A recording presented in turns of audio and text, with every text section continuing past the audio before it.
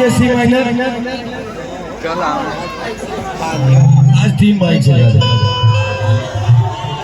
अब देखिए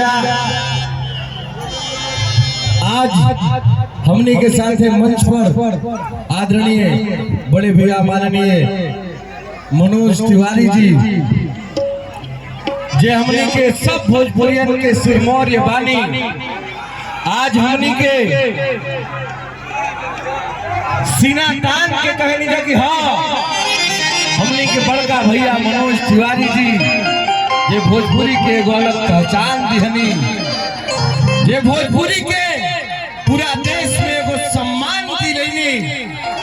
एक दिन सुनी जा, एक दिन भैया के साथे हम चल गए संसद भवन।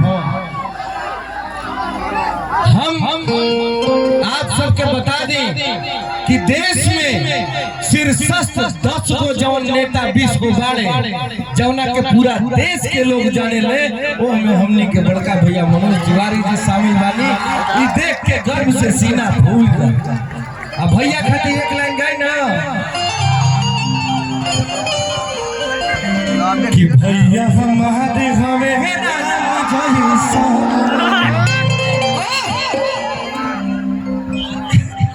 कि भैया हमारे हवे नाम जैसा हमनी के माने ले परान जैसा। एगो भैया खुश है जी में कि भैया हमारे हवे नाम जैसा भोजपुरियन के माने ले परान जैसा। कि सोची है क्या बाबू सोची मारी हो सोची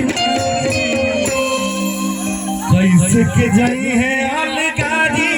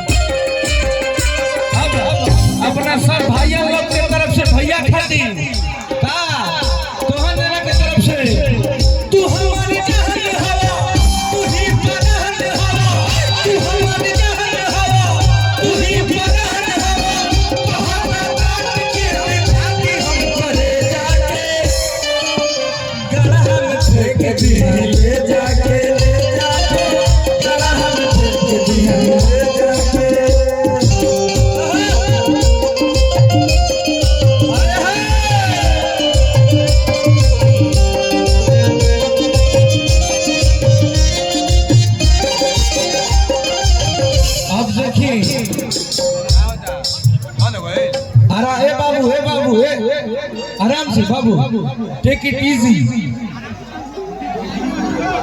हाँ ठीक बा आराम से भैया। कि सबसे नीक बात सही के सामने आप लोग समझिए इस बात को कि आप लोगों के भाइयों ने अंकुश और राजा ने इतना बड़ा काम किया है, हम सभी का सीना गर्व से ऊंचा कर दिया है। एक बार जोरदार ताली बजना चाहिए भाइयों के लिए। और ये ऐसा काम जैसा कि बड़े भैया मनोज तिवारी जी ने कहा कि ये सभी को रास्ता दिखा रहा है, हम सभी को रास्ता दिखा रहा है कि भाई हाँ अगर आप सामर्थ्यवान हैं गढ़ा में नहीं फेंको, गढ़ा नहीं फेंका ओके सजा के रखब ले जाके।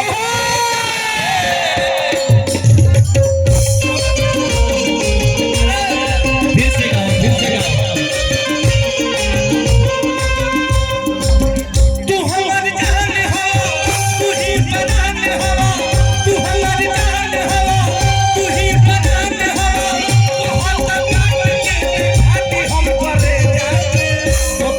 ठीक रखब ले जाके,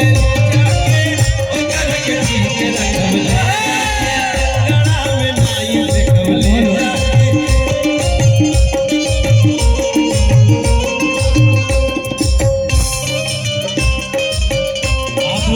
सोचना भी मत। आप लोग अगर गलती से भी उछाल दे बजा तो कहानी के संभाल के रखें।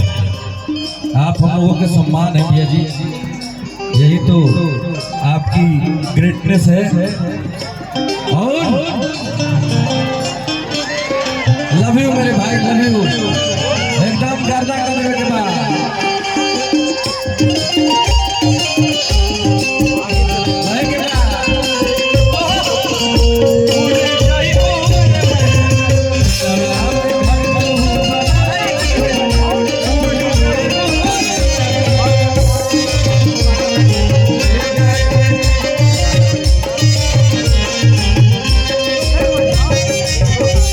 कहे के बाद हेलो भैया भैया देखिए कि हमने के घर में पूरा भोजपुरिया परिवार आया बा।